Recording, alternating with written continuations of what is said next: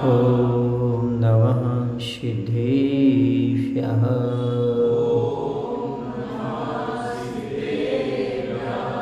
बोलिए हिंसा परमो धर्म की, देवादेव श्री शांतिनाथ भगवान की, आचार्य गुरुदेव श्री विद्यासागर जी महाराज की, नवाचार्य श्री समय सागर जी महाराज की।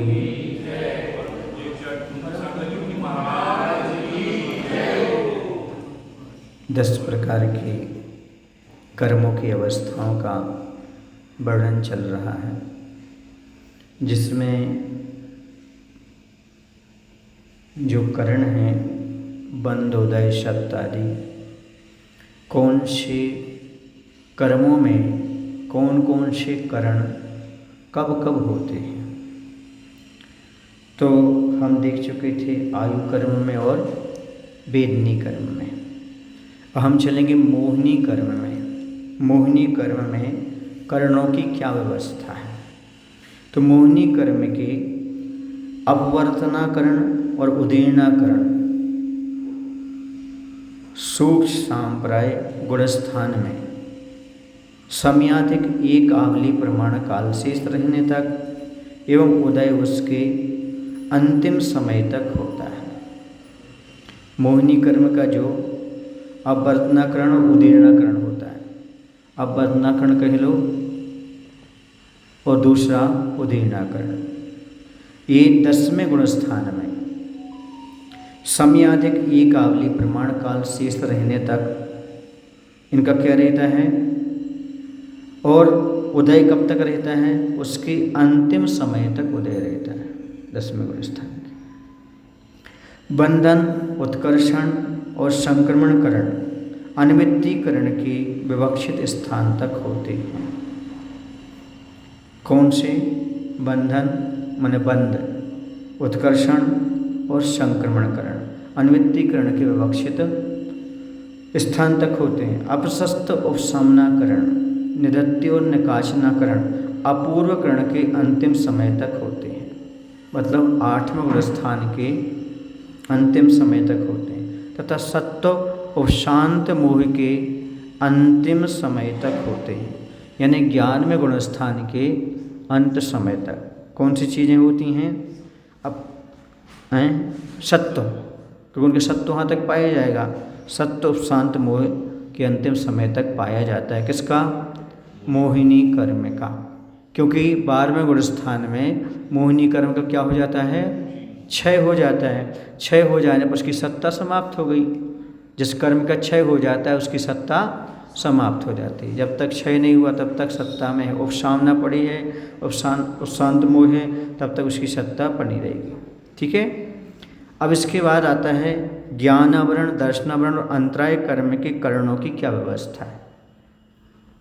ज्ञानावरण, दर्शनावरण और अंतराय कर्म के अपवर्तनाकरण तथा उदीर्णाकरण 12वें क्षीण मोह गुणस्थान में समयाधिक आवली मात्र काल शेष रहने तक होते हैं एवं उदय और सत्य इसी गुणस्थान के अंतिम समय तक होते हैं।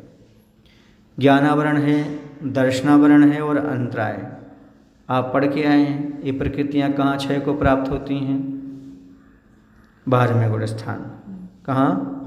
क्षीण मोह में। तो कह रहे ज्ञानावरण, दर्शनावरण और अंतराय कर्म के अपवर्तनाकरण तथा उदीर्णाकरण 12वें क्षीण मोह गुणस्थान में कब तक? समयाधिक आवली मात्र काल शेष रहने तक होते हैं। मतलब जो आवली काल प्रमाण बचता है समय, उसमें थोड़ा सा समय अधिक हो जाता है। संख्यात समयों की एक आवली होती है। उस समय क्या चीज़ है?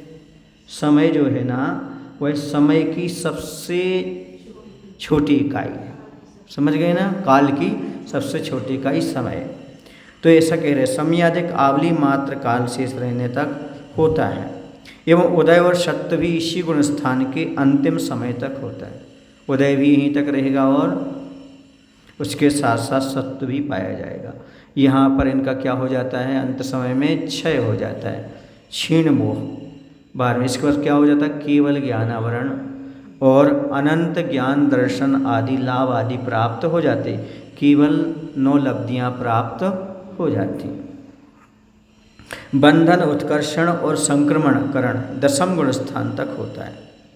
ज्ञानावरण का, दर्शनावरण का, अंतराय का बंध होगा तो कहाँ तक? 10वें गुण स्थान तक। उदय रहेगा तो नहीं, उत्कर्षण होगा तो 10वें गुण स्थान तक, और संक्रमणकरण होगा तो 10वें गुण स्थान तक। इसके बाद उपसामना, निधत्ति और निकाचित करण 8वें गुण स्थान की अंतिम समय तक होते हैं। किसका कह रही है? ज्ञानावरण, दर्शनावरण, अंतराय का।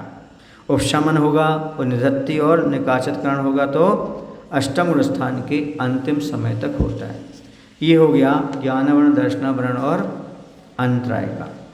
अब आता नाम और गोत्र। नाम और गोत्र कर्म के करणों का क्या क्रम है? तो नाम और गोत्र कर्म का बंधन, उत्कर्षण और संक्रमणकरण 10वें गुण स्थान तक होता है। नाम का और गोत्र का बंधन कह लो, बंधना। उत्कर्षण माने आप जानते हो उसकी वृद्धि होना। संक्रमण माने एक दूसरे में परिवर्तन होना। ये कौन से गुण स्थान तक चलता है? 10वें गुण स्थान तक है। फिर उदीर्ण और अपकर्षणकरण, उदीर्ण होना और अपकर्षण घटना, मतलब संयोग केवली गुण स्थान के अंतिम समय तक होता है। ठीक है, ये विशेष जानने योग्य है। इतना तो आप जानते हो, नाम और गोत्र कर्म का बंधन, उत्कर्षण, संक्रमण 10वें गुण स्थान तक होता है, लेकिन उदीर्ण और अपकर्षणकरण 13वें गुण स्थान के अंतिम समय तक चलता है। उपसामना, निधत्ति और निकाचनाकरण 8वें गुण स्थान के अंतिम समय तक। कहाँ तक चलेगा?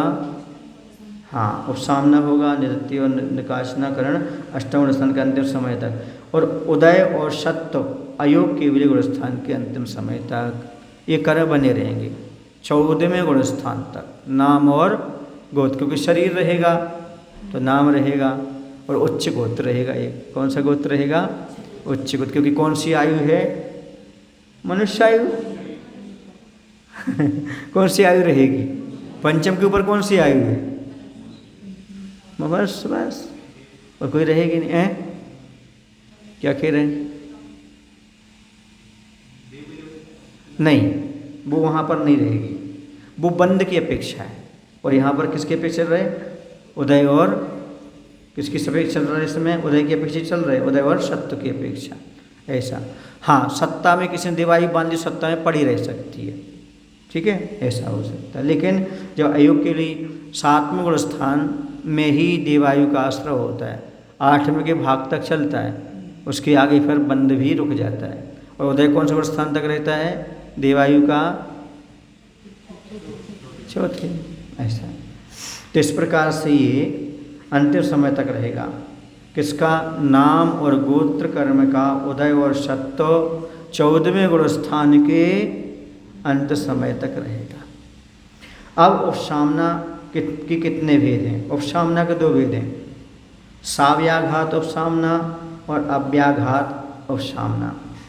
नपुंसक वेद आदि का उपशम करते समय यदि बीच में ही मरण हो जाता है, कोई जीव है और नपुंसक वेद आदि का उपशन कर रहा है और बीच में मरण हो जाता है, तो उसे कहते हैं साव्याघात उपसामना। उपसामना करते समय क्या आ गया? व्याघात आ गया, विघ्न आ गया। इसका जघन्य काल एक समय और उत्कृष्ट काल अंतर मुहूर्त है। बीच में होने वाले मरण से जो रहित हैं उसे अव्याघात उपसामना कहते हैं। इसका जघन्य और उत्कृष्ट काल अंतर मुहूर्त मानना। समझ गए? जब कोई जीव उपशमन कर रहा है नपुंसक वेद आदि का, तो उस समय बीच में उसका मरण हो जाए तो क्या कहलाएगा? वो साव्याघात उपसामना। और यदि मरण ना हो तो पूरी उपसामना हो जाए तो क्या कहलाता है? वो अव्याघात उपसामना। बीच में कोई व्याघात नहीं हुआ। अब अप्रशस्त उपसामना और प्रशस्त उपसामना के भी 2 भेद हो जाते हैं, जो प्रशस्त कर्मों की होती और अप्रशस्त कर्मों की होती। इस प्रकार से 2 भेद हो जाते हैं। अब शांत मूल गुण स्थान में होने वाले प्रतिघात का के कितने कारण हैं?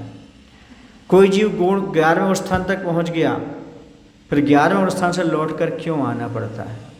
इसका कारण क्या है? उसने दर्शन मोहिनी आदि का क्या कर लिया? पूरा मोहिनी कर्म का उपशमन कर लिया, 10वें गुण स्थान से उपशम श्रेणी चढ़ ली 8वें गुण स्थान में, ऊपर जाकर 11वें स्थान पहुंच गया। अब 11वें गुण स्थान से नियम से नीचे आना पड़ता है, ये नियम है। कोई जीव 11वें स्थान तक पहुंच गया, उसको नियम से आना है। यदि किसी ने छपक श्रेणी मारी है तो 10वें से सीधा 12वें पहुंच जाएगा, केवल ज्ञान प्राप्त करके और मोक्ष रह जाएगा। लेकिन जिसने उपशम श्रेणी मारी है उसको 11वें से गुण स्थान से लौटना पड़ता है। इसके क्या कारण है? 11वें गुण स्थान से नीचे उतरने के क्या कारण है? तो 2 कारण हैं। एक तो है आयु का क्षय और दूसरा है उपशम काल की पूर्णता। उपशम काल का समय ही इतना है, पूर्ण हो जाता तो नीचे आना पड़ता है। इस गुण स्थान में आयु क्षय से होने वाले प्रतिघात में अर्थात मरने के बाद यह मुनि देव पर्याय में नीचे चतुर्थ स्थान में आ जाता है।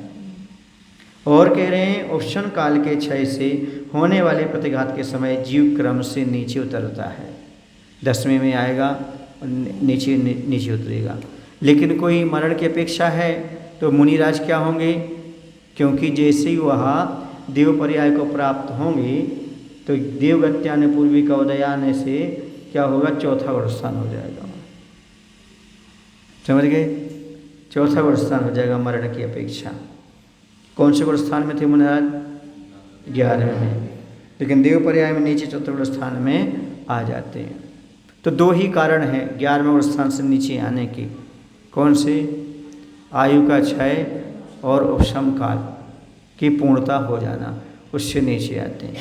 इतना तक लिखा है बड़े बड़े ग्रंथों में कि पहले गुण स्थान में भी आ सकते हैं। कौन से गुण स्थान में? पहले गुण स्थान में भी आ सकते। कहाँ तक पहुँच करके? हाँ, समझ गए ना?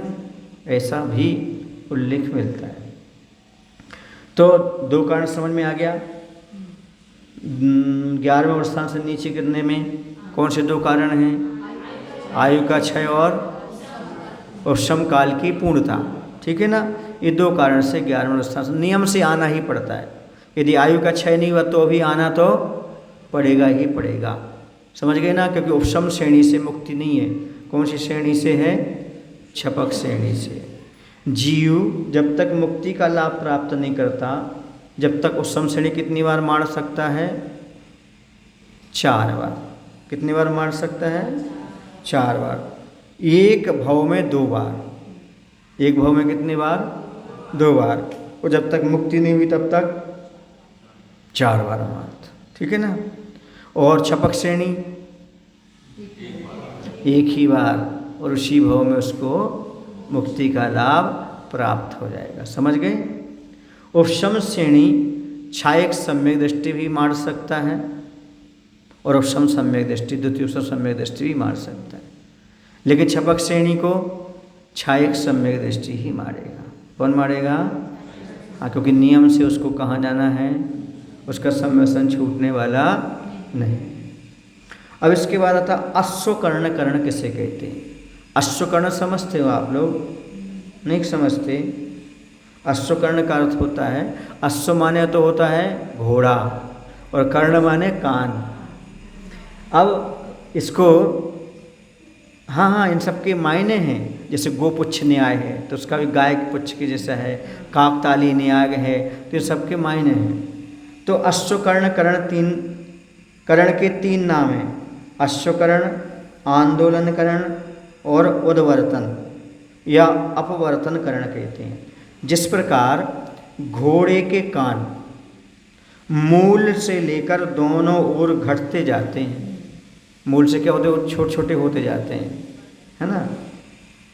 उसी प्रकार संजुनन क्रोध से लेकर के अनुभाग स्पर्धकों की रचना क्रम से अनंत गुणीहीन होती जाती है, इसलिए इसे अश्वकर्ण कर्ण कहते हैं। जैसे घोड़े का कान मूल से लेकर के घटता जाता है, उसी प्रकार से यहाँ पर संजुन क्रोध से लेकर के उसका जो अनुभाग स्पर्धकों की रचना है वह क्रम से अनंत गुणीहीन होती जाती है। उसको बोलते हैं अश्वकर्ण कर्ण। ठीक है? अभी जब आप लोग कर्म सिद्धांत पढ़ेंगे तब उसमें ये चीज़ें आएंगी। कर्मकांड आदि पढ़ेंगे और छपना सार आदि पढ़ेंगे, उसमें मिलेगा। तो अब आता है अंतरकरण किसे कहते हैं। अंतरकरण विवक्षित कर्मों की अधस्तन और उपरितन स्थितियों के निषेकों को छोड़ करके सबसे नीची और सबसे ऊंची वाली जो है स्थिति के निषेकों को छोड़ दो, जो मध्यवर्ती अंतर्मुहूर्त मात्र स्थिति के निषेकों का परिणाम विशेषों के द्वारा अभाव करने को अंतरकरण कहते हैं। अंतर माने बीच की, अंतरकरण करना मतलब उनका परिणामों के द्वारा उनका अभाव कर देना, तो ये क्या कहलाएगा? अंतरकरण कहलाएगा। कौन सा करण? उसमें क्या होता है, तो जो सामने कर्म है, विवक्षित माने जिस कर्म को हमने लिया है, सामने जो कर्म है उस कर्म की उपरितम स्थिति और सबसे नीचे वाली स्थिति, इनको छोड़ दो। बीच की जो स्थिति है उसका क्या करना? उसका अभाव करना। किसके द्वारा? अपने परिणामों के द्वारा। उसे बोलते अंतःकरण। उन निषेकों का क्या कर देना? अपने परिणाम के द्वारा अभाव कर देना, ये क्या जाता है? अंतरकरण। फिर आता है आगाल प्रत्यागाल। आप तो शायद पहली बार सुन रहे होंगे, आगाल प्रत्यागाल सुना आपने? कभी नहीं सुना। तो आगाल प्रत्यागाल क्या कहलाता है? तो अंतःकरण हो जाने के पश्चात जो पुरातन मिथ्यात् कर्म तो प्रथम या द्वितीय स्थिति में विभाजित हो जाता है, परंतु नवीन कर्म द्वितीय स्थिति में पड़ता है। उससे उसमें जो कुछ द्रव्य अपकर्षण द्वारा प्रथम स्थिति के निषेकों को प्राप्त होता है उसे बोलते हैं आगाल।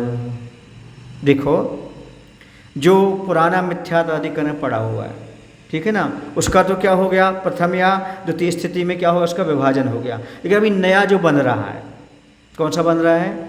नया मिथ्यात्वादी कर्म बन रहा है। तो नवीन कर्म द्वितीय स्थिति में पड़ता है, प्रथम में नहीं पड़ता। उसमें से कुछ द्रव्य अपकर्षण के द्वारा कम करके क्या किया जाता है? प्रथम स्थिति के निषेकों को प्राप्त करा दिया जाता है। उसका नाम क्या हो गया? आगाल। अब प्रत्यागाल क्या है? फिर क्या करते हैं? फिर इस प्रथम स्थिति को प्राप्त हुए द्रव्यों में से कुछ द्रव्य उत्कर्षण द्वारा पुनः द्वितीय स्थिति के निषेकों को प्राप्त होता है, उसे बोलते हैं प्रत्यागाल। पहली प्रथम स्थिति में करना सो आगाल, फिर उसको द्वितीय स्थिति में करना सो प्रत्यागाल। समझ गए? ऐसा। अब प्रथम स्थिति का क्या लक्षण है? जो प्रथम स्थिति कही वो क्या चीज़ है? तो विवक्षित प्रमाण को लिए हुए नीचे के निषेकों को प्रथम स्थिति कहते हैं। जो विवक्षित कर्म का हमने जो प्रमाण लिया था उसमें नीचे के जो निषेक हैं तो उसको प्रथम स्थिति कहते हैं, और ऊपर के समस्त निषेकों को द्वितीय स्थिति कहते हैं। नीचे के निषेक हो गए प्रथम स्थिति और उसके ऊपर के द्वितीय स्थिति हो गई। अब दो शब्द और आते हैं, उदयावली और प्रत्यावली। उदयावली क्या चीज़ है और प्रत्यावली क्या चीज़ है? वर्तमान समय से लेकर के, कब से लेकर के? वर्तमान समय से लेकर के आवली मात्र काल को। आवली कितने की होती है? संख्यात समय की। किसकी होती है? संख्यात समय की एक आवली होती है। तो वर्तमान समय से लेकर आवली मात्र काल को और उस काल में स्थित निषेकों को की आवली को उदयावली कहते हैं। अपना वर्तमान समय है, उससे लेकर कितना ले लो? संख्यात समय तक, मतलब आवली मात्र ले लो। उस काल में स्थित जो निषेक हैं उनकी आवली को क्या बोलते हैं? उदयावली कहते हैं। समझ गए? उतनी आवली मात्र समय में जितने कर्म के निषेक उसको, और जो उदयावली में आ गए वो क्या कहलाएंगे? आवली में आ गए उसको उदयावली कहते हैं। आवली माने पंक्ति भी होती है। क्या होती है? पंक्ति।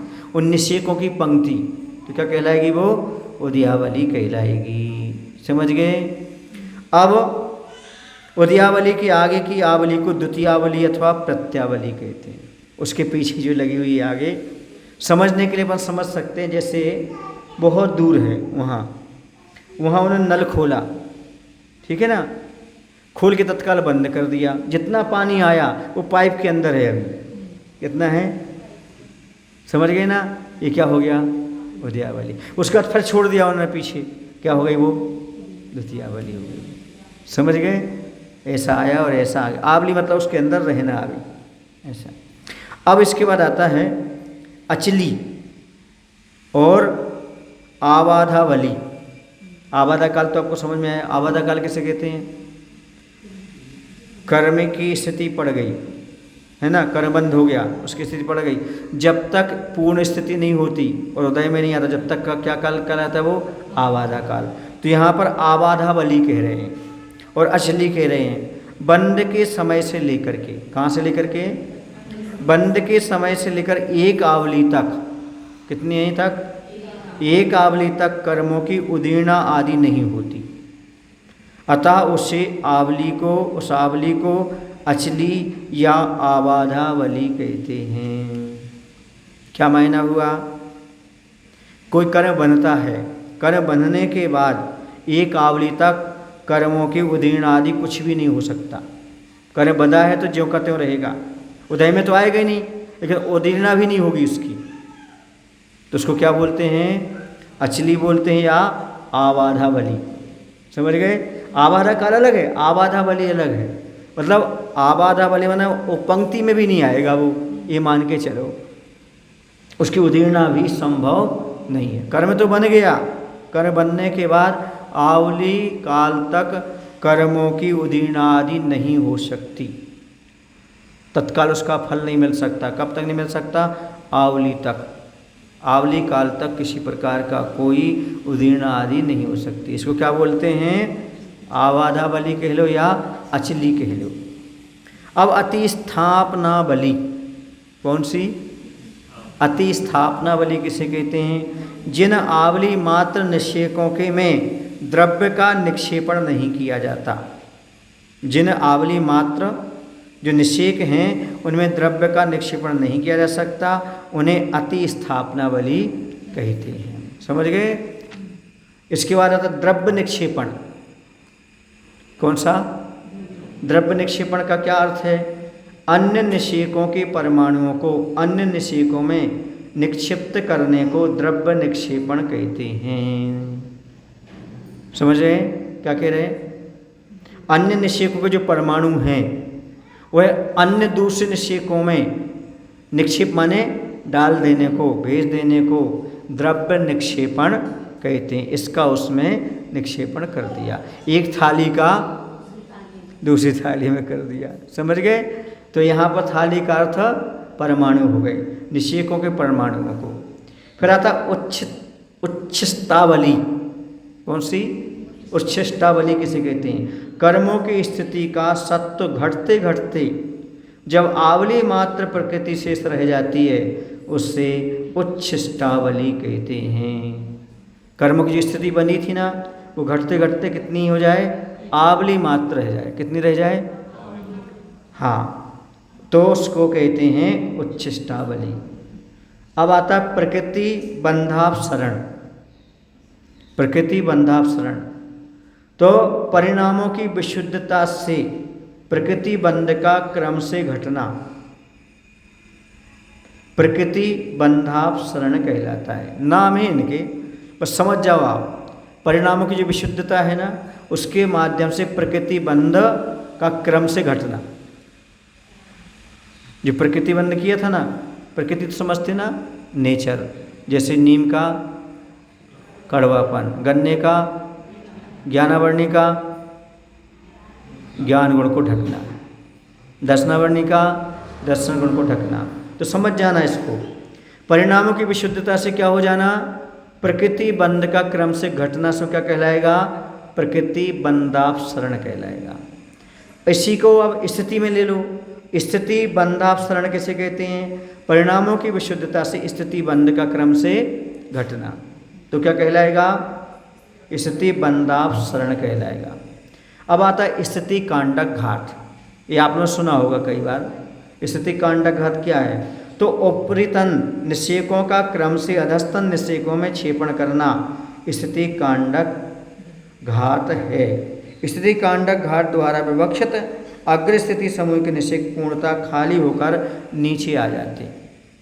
उनको कहाँ ला जाते? नीचे। उपरितन निषेक हैं, उनको नीचे के निषेकों में क्षेपण कर देना, ये कहलाता है स्थिति कांडक घात। फिर आता अनुभाग कांडक घात। उसमें स्थिति कम हो रही थी, इसमें क्या होगा?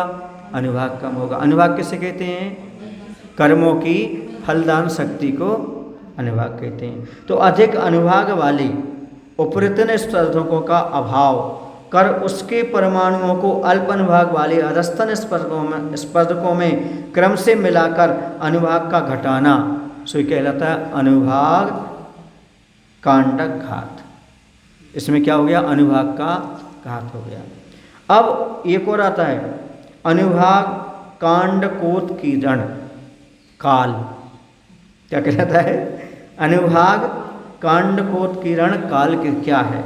तो अनुभाग कांडक का घात जिस अंतर्मुहूर्त में होता है उसे अनुभाग कांडकोत्कीर्ण काल कहते हैं। जिस काल में क्या हो जाए? अनुभाग कांडक का घात हो जाए, उस अंतर्मुहूर्त काल को क्या बोलते हैं? अनुभाग कांडकोत्कीर्ण काल कहते हैं। अब गुण श्रेणी आप लोग पढ़ते आए हैं। गुण श्रेणी क्या चीज़ है? तो जहाँ गुणित क्रम से निषेकों में द्रव्य दिया जाता है, गुण श्रेणी नहीं पढ़ के आए आप लोग, तो जहाँ पर गुणित क्रम से निषेकों में द्रव्य दिया जाए, गुणित क्रम से, कौन से क्रम से? गुणित क्रम से, तो यह कहलाता है गुण श्रेणी कहलाती है। गुणहानि तो आप पढ़ के आए। गुणहानि किसे कहते हैं?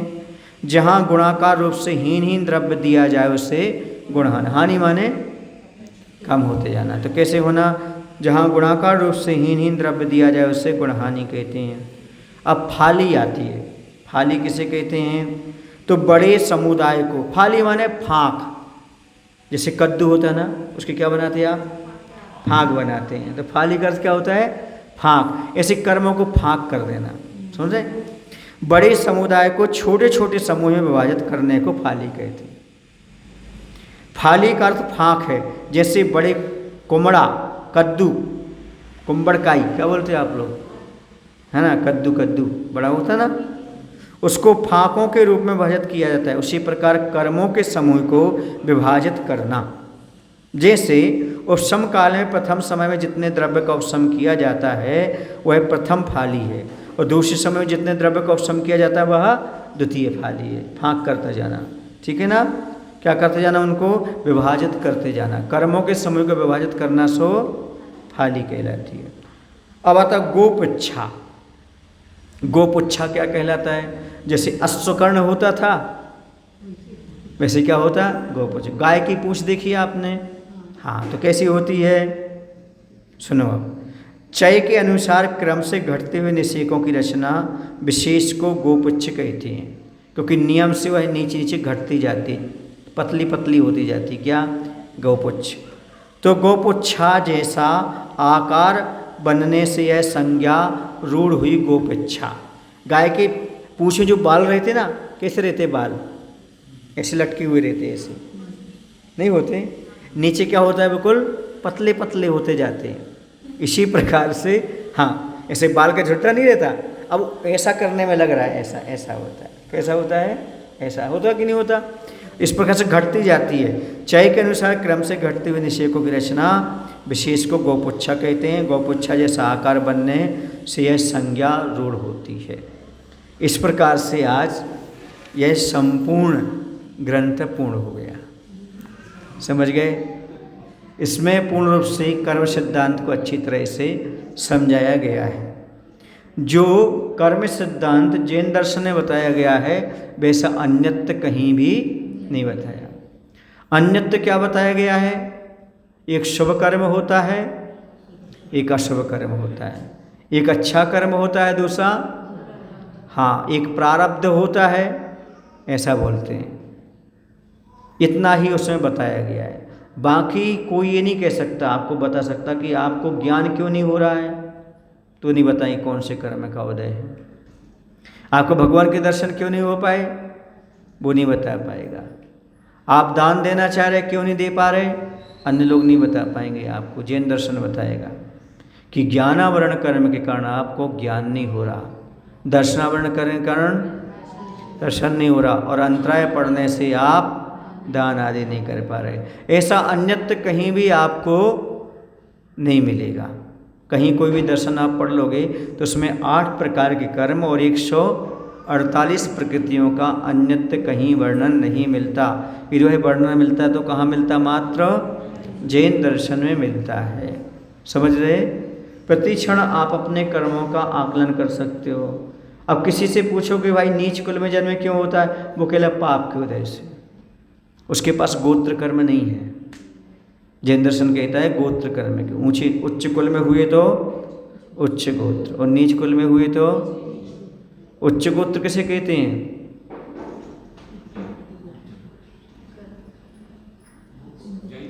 लिख लो लिख लो लिख लो। मुनि बनने योग्य कुल में जन्म लेना से उच्च गोत्र। कौन से? हाँ, ब्राह्मण, क्षत्रिय और वैश्य, ये 3 उच्च गोत्र हैं जिनमें जन्मा हुआ व्यक्ति मुनि बन सकता है। समझ गए? और नीच गोत्र में जो मुनि बनने योग्य कुल में जन्म नहीं लेता, शूद्र आदि जो होते हैं वह क्या कहलाते हैं? नीच गोत्री कहलाते हैं। समझ गए? और नाम कर्म किसे कहते हैं? जो नमन करा दे सो नाम कर्म। क्या करा दे? नमन करा दे सो नाम कर्म है। शरीर आदि की रचना जिससे होती है उसका नाम। और आपको किसके कारण झुकना पड़ता है? शरीर के कारण। शरीर ना हो तो इतना पाप क्यों हो, इतना क्यों झुकना पड़े? शरीर है छोटा बड़ा है तो क्या करना पड़ता है अपन को? झुकना पड़ता। जो नमन करा दे से कौन सा कर्म हो गया?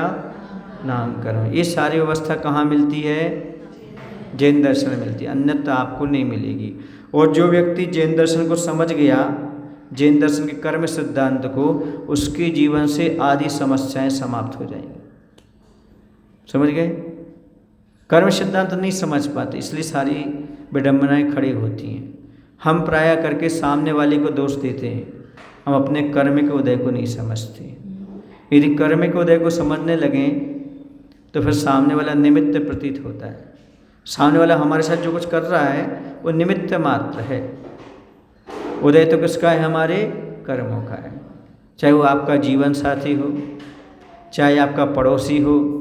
यदि बुरा मिला है तो कर्म के उदय से, अच्छा मिला है तो कर्म के उदय से। अब भोगो उसके लिए, इसी भाव में पूरा निकालो, परभाव के लिए मत लटकाओ। यदि तलाक दोगे तो परभाव में आएगा, वो घबराओगे तो परभाव में आएगा। हैं? नहीं, यदि इसी भाव में चुका लिया तो कोई दिक्कत नहीं हो सकता है। चुकौता करके जाओ, जो कर्ज लिया है तो पूरा चुकाओ, फिर मिलेगा तो अच्छे में मिलेगा।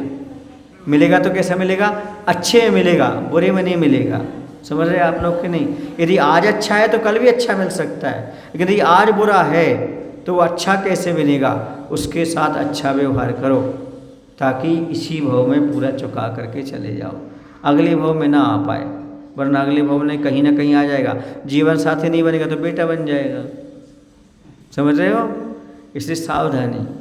अपने ही कर्म अपने को सुख दुख देते हैं, दूसरा किसी को सुख दुख देने वाला नहीं है। स्वयं किए जो कर्म स्वभासो फल निश्चय ही वे देते। आप करें फल दे अन्य तो स्वयं किए निष्फल होते। अपने कर्म ही जीव को क्या देते हैं? सुख दुख देने वाले हैं। सामने वाला तो क्या हो जाता है? निमित्त बन जाता है। अच्छे के रूप में भी बन सकता है और बुरे। कर्म किसका रहेगा?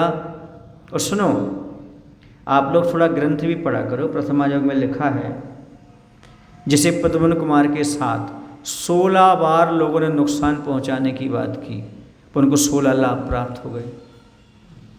जब जब जो उनको पटकते कहीं, वहाँ उनको राज्यपाठ मिल जाता था। उनके साथ जो गलत करते थे वहाँ पर कुछ न कुछ को लाभ प्राप्त हो जाता था। अब बोलो, दुश्मन वो व्यक्ति है कि कर्म है? कर्म है। कर्म है, इसलिए तो दुश्मनों ने कुछ करना चाहा, उसको कुछ नहीं बिगड़ा क्योंकि कर्म था ही नहीं। बोलो, कृष्ण जी को क्या मार पाया वो जरासंध? बोलो, कंस की जरासंध क्या बोलते हैं आप? तो मार पाया क्या? बोलो, कितने बार प्रयास किया उसने? उसने कम से कम 3 बार प्रयास तो किया, लेकिन नहीं मार पाया। क्यों नहीं कर पाया? कर्म सिद्धांत को समझने का नाम कर्मकांड है। कर्म सिद्धांत आप कैसे समझें? तो कर्मकांड को पढ़ोगे।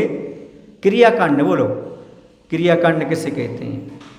आपकी जो क्रियाएं चलती हैं, पूजन करना, दान करना, यदि इसका उद्देश्य आत्मकल्याण नहीं है, कर्म निजरा नहीं, तो क्रियाकांड हो गए वो, समझ गए। और यदि कर्म निजरा है तो धर्म बन गए, वो क्रियाएं भी धर्म बन गई आपकी, समझ गए। इसे क्रियाकांड से बचो, कर्मकांड पढ़ो। और ये समझ लो कि जो कुछ हमें मिलने वाला है वो किससे मिलने वाला, हमारे कर्मों से मिलने वाला। जो कर्म को रहे, सामने वाला कौन है, निमित्त मात्र है। अभी तो सबको याद आता है, लेकिन जब सामने वाला कुछ करता है तब वो याद रहे, तब बहुत बड़ी बात है कि सब सामने वाला, उस समय सब भूल जाते हैं। इससे तो कहा है कि अपाय विषय धर्म ध्यान करने के लिए संयम चाहिए। असंयमी को अपाय विषय धर्म ध्यान नहीं होता। सुन रहे, आज्ञा विषय होता है, नहीं विपाक विषय के लिए। अपाय विषय तो हो जाएगा, विपाक विषय नहीं होगा। कौन सा नहीं होगा, आज्ञा विषय हो जाएगा, अपाय विषय हो जाएगा, लेकिन विपाक विषय नहीं होगा। विपाक विषय करने के लिए क्या कहिए, संयम। विपाक समझते हो, विपाक का अर्थ क्या होता है, फल। तो कर्म कैसे फल देते हैं, इस पर श्रद्धान करने के लिए, ये ध्यान करने के लिए संयम जरूरी है।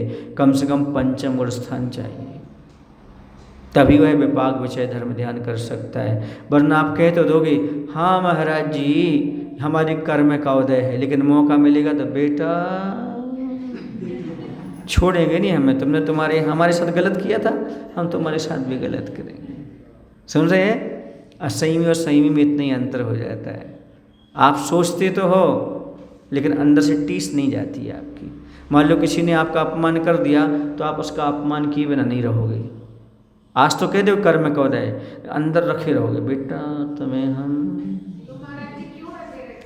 क्योंकि उस समय असंयम है। असंयम होने से इस प्रकार का धर्म ध्यान नहीं कर पाता वो, समझ गए। और नरकों में तो दूसरा धर्म ध्यान भी नहीं होता, नरकों में तो एक ही धर्म ध्यान होता है, आज्ञा विषय। वहाँ अपाय भी नहीं होता, दूसरे का भला हो ऐसा सोचने को फुर्सत कहाँ है। एक दूसरे के मारकाट करते रहते, वहाँ तो भले करने की सोच नहीं पाते, समझ गए।